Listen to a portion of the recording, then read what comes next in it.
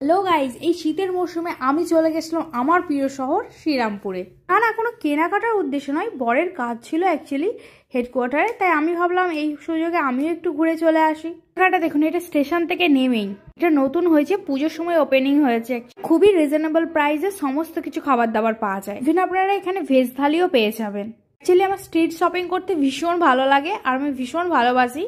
আরামবাগে যেহেতু খুব একটা স্ট্রিট শপিং করার মতো কোনো মার্কেট নেই, তাই আমাদের কলকাতা শ্রীরামপুরটা কাছাকাছির মধ্যেই বলতে পারেন। আর এখানে শ্রীরামপুর এসেছি আর এই কচুরি খাবো না তা কখনো হয়?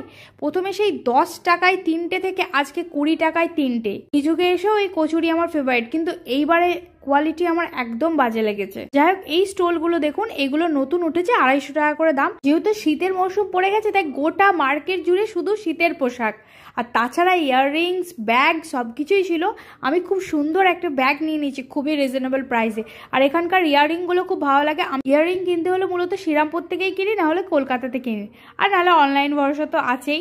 রিজনেবল প্রাইসে ইয়ারকাপগুলো পাওয়া যাচ্ছিল। একদিন পর ট্রেন জার্নি, অনেক দিন পর শ্রীরামপুর ভীষণই ভালো লাগছিল। এই আচারের দোকান থেকে আচার কিনবো না সেটা কখনো হয়?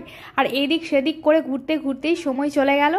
আমারও ট্রেনে ওঠার টাইম হয়ে গেল, তাই উঠে পড়লাম। আর ট্রেন জার্নিটা খুবই এনজয় করতে করতে আসছিলাম, যেহেতু শীতকাল ছিল, হাওয়া দিচ্ছিল, অত গরমও নেই। তারকেশ্বর পর্যন্ত তো প্রচণ্ডই ভিড়, তারকেশ্বরের পর থেকে এই দেখুন খালি। এই পুরনো স্মৃতি, সেই শীতকাল, সেই লোকাল ট্রেন, এই বন্ধু এক ঝাঁক, পিঠে ভারী ব্যাগ, হাত ভর্তি অ্যাসাইনমেন্টের খাতা। অতীতের স্মৃতি কতই না রোমাঞ্চকর, তাই না? এই স্মৃতি রোমন্থন করতে করতেই বাড়ি চলে এলাম। ভিডিওগুলো অবশ্যই ভালোবাসা দেবেন, লাইক করবেন, কমেন্ট করবেন, শেয়ার করবেন।